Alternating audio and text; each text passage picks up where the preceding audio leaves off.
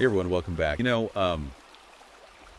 We've been hearing from a lot of guys in the community, and they're struggling with like how to be a good husband, how to be a good father, all that. Right. Especially like with everything Yeah. going on in society today. It feels like the old rules don't apply anymore, right? Absolutely. So we're diving deep today into building a better narrative around fatherhood Oh, interesting. by Conrad Riker, and it's specifically written for guys who identify with that whole red pill philosophy. Okay, yeah. Guys who feel like what society expects from men, just it doesn't line up with their like natural instincts. Right. They want to like reclaim their place as leaders, as protectors in their families and society, all that. Makes sense. So, what's Riker's take on all of this? What's he saying? Well, right off the bat, he says a lot of the rights and the dignity that men used to have, they're being eroded. He thinks modern society is kind of hostile toward traditional masculinity. And he's concerned about these narratives that are, undermining men's roles as fathers and husbands. Okay, I see where he's going with this. And how does this tie into the whole covert contract idea we hear so much about? That's a big part of his argument. He says men and women, we enter into these unspoken agreements in our relationships, but we don't always know what we're signing up for, Right. And he Yeah. thinks historically those contracts, they favored women. But now things are shifting, and a lot of men, they feel like they're getting a raw deal. Yeah, that feeling of being taken advantage of or not being appreciated, I could see how that would lead to resentment. Exactly. Yeah. And he sees this happening, especially with fatherhood. Like, society expects fathers to be providers and protectors, but also nurturers. Yeah, it's a lot to juggle. Be strong but sensitive, provide but also be emotionally present. And don't forget to be the fun dad too, right? Like, they can't win. So how does Riker suggest men navigate these, conflicting expectations? Well, he dives into what he believes are the biological underpinnings of all this. He says men, they're wired for leadership, for protection, Okay. while women, they're naturally more inclined towards nurturing. So he's arguing that traditional gender roles, they're not just a social construct. Exactly. He thinks it's rooted in biology and nature. He says, nurture plays a part, but you can't ignore nature. And that's where things can get a little tricky, right? Because while there might be some biological differences, we also can't deny the influence of culture and He upbringing. acknowledges that, but he really emphasizes the nature part.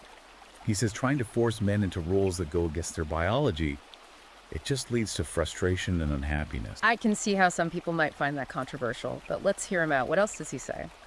Well, he doesn't hold back on, pointing fingers at what he sees as the problem. He calls out feminist and Marxist ideology. Oh, okay. He sees them as the driving forces behind this societal shift that he thinks is harmful to men. So he's suggesting these ideologies are actively working to disempower men, especially within the family structure. Exactly. He thinks they're promoting narratives that demonize traditional masculinity. That's a pretty strong claim. I imagine that resonates with some listeners, but probably alienates others. It's important to remember that this is just one perspective. Right, of course. We're just presenting his arguments here, not necessarily endorsing them. Okay, good. So how does he see these feminist and Marxist ideologies, or these narratives he's talking about, actually playing out in the real world? He points to media portrayals, like how fathers are often depicted negatively in movies and TV shows. Oh, yeah, I see what you mean. The bumbling dad, the clueless husband, always the butt of the joke. Right. And he thinks these portrayals, even if they're meant to be funny, they contribute to this broader narrative that undermines fatherhood. Yeah, like the idea that men are just incompetent or emotionally unavailable, subtly reinforcing stereotypes, even if it's not intentional. And then he gets into the legal and financial aspects of fatherhood. Okay, what does he say about that? He argues the system is stacked against men, especially when it comes to divorce and child custody. He says men are more likely to have to pay child support, less likely to get primary custody of their kids. And that feeds into that feeling of injustice that, like, men are trapped in a system that doesn't value them, right? Exactly. He really taps into that feeling that a lot of men in the red pill community, they talk about. Makes sense. So he's painting a pretty bleak picture so far. Does he offer any solutions, any hope? He does. He doesn't just complain. He actually has a whole section on what men can do to, like, reclaim their power, build a better narrative, all that. Okay, that's what I want to hear about. What does he suggest? We'll get into that in the next part. Don't go anywhere. So we're seeing how Riker, he lays out this whole system that he thinks is working against men, right? Like socially, legally. Right. But he doesn't just like complain about it. He actually offers some solutions. And one of the big things he talks about is discipline. Discipline, huh? And he's really specific about what he means. It's not about like being authoritarian or punishing just to punish. Yeah, I was gonna say. It's more about like having clear boundaries, setting expectations, teaching kids the consequences of their actions. Okay, yeah, that makes sense. And he really emphasizes that it's the father's role to provide this structure, to like lay down the law and enforce it. So he sees that as like a core part of being a father. Absolutely. He even goes so far as to say that like a certain amount of fear of the father is healthy. Oh, wow. Okay. That's definitely going to be a controversial one. I know, right? But his argument is that it like breeds respect and it teaches kids to be responsible for their choices. Interesting. So it's about preparing them for the real world, in a sense. Exactly. He thinks without that kind of firm guidance, kids, they become entitled, disrespectful, and they're just not equipped to handle the challenges of life. I can see where he's coming from. It's like you need to learn to deal with consequences, with authority figures before you're out there on your own, right? Right. And he talks about the importance of mutual respect too. But it's clear that he sees the father as like the ultimate authority in the house. Yeah, like the head of the household, the final decision maker. Exactly.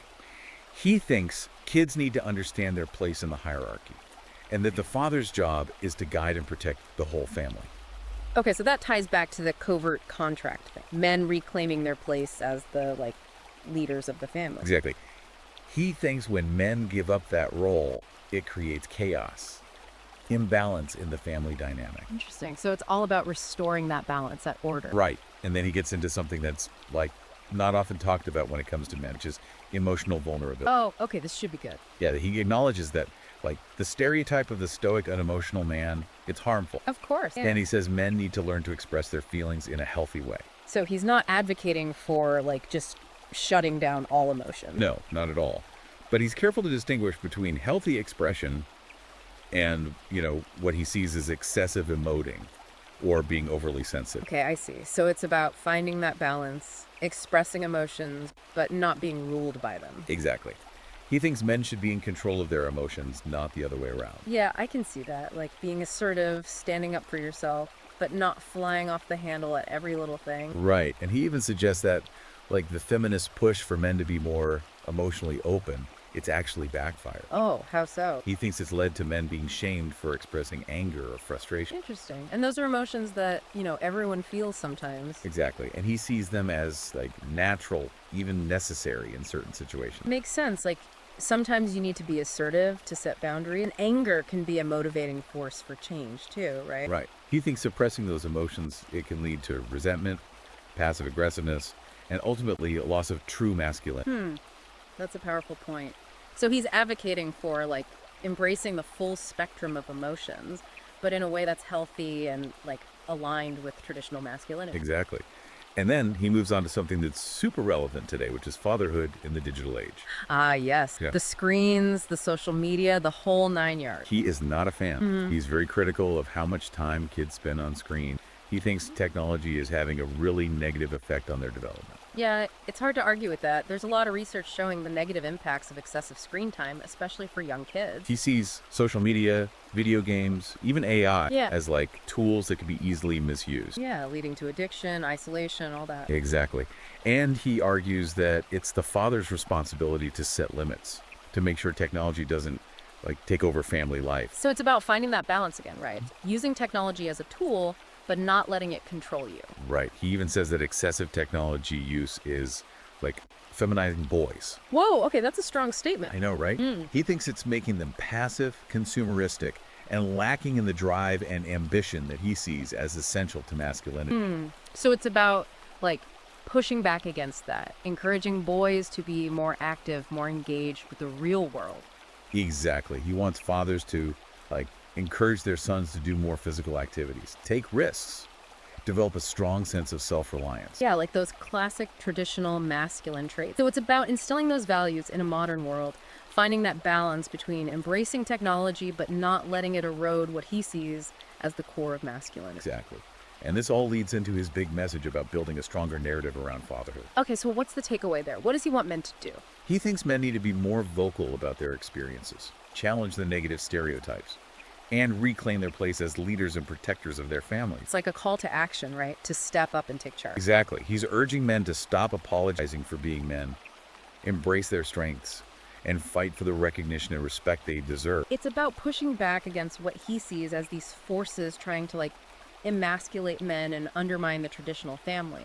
He's calling for a revolution almost, a return to what he sees as a more natural order, where men and women have these complementary roles and work together to create a strong, stable society. And he's not afraid to be controversial, right? He takes on feminism, talks about how men are demonized, and criticizes the legal and social structures he sees as biased against men.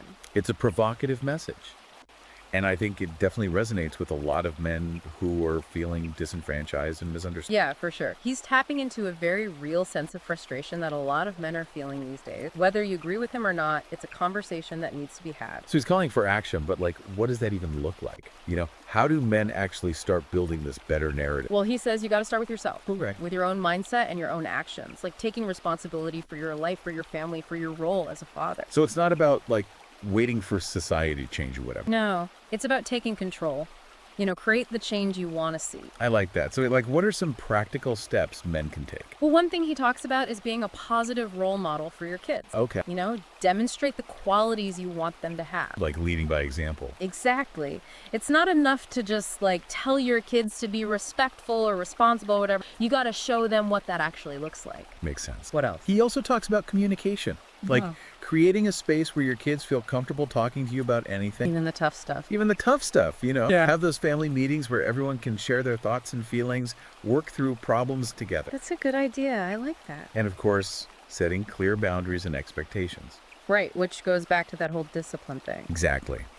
He believes that, kids actually thrive when they know the rules, when they know the consequence. It gives them a sense of security. Yeah. It helps them build self-control, learn to respect authority. And then there's the whole technology challenge, Well, right? Yeah, how do you even handle that as a parent these days? It's tough. Yeah. But he encourages fathers to be mindful of their own technology use.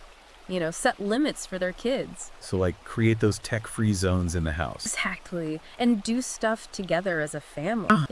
Things that promote actual interaction and bonding. Get back to basics a little bit. And this is important. He also talks about building a support network. Oh. Surround yourself with other men who get it, who share your values, who understand the challenges. So join a group or go to a workshop or something. Exactly. Or even just, talk to your friends who are dads. It's about building that sense of community that. I like that.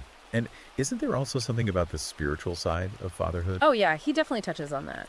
He thinks men need to connect with something bigger than themselves. Whether it's religion or nature or whatever. Exactly. It's about finding meaning and purpose and then passing those values on to your kids. It's like that whole legacy thing. Exactly. So yeah, ultimately, Riker's message is one of empowerment. He believes that men have the power to create the kind of families and communities they want to see. It starts with taking responsibility, setting boundaries, leading by example. Couldn't have said it better myself. Yeah. It's about stepping up and being the man you were meant to be. If you're ready to do that, if you're ready to build a better narrative around fatherhood, definitely check out Conrad Riker's book. It's called Building a Better Narrative Around Fatherhood. You can find it on Amazon Kindle and Google Play Books. It's a really interesting read. Definitely challenges a lot of conventional thinking about men and fatherhood and all that. Yeah, it's thought-provoking for sure.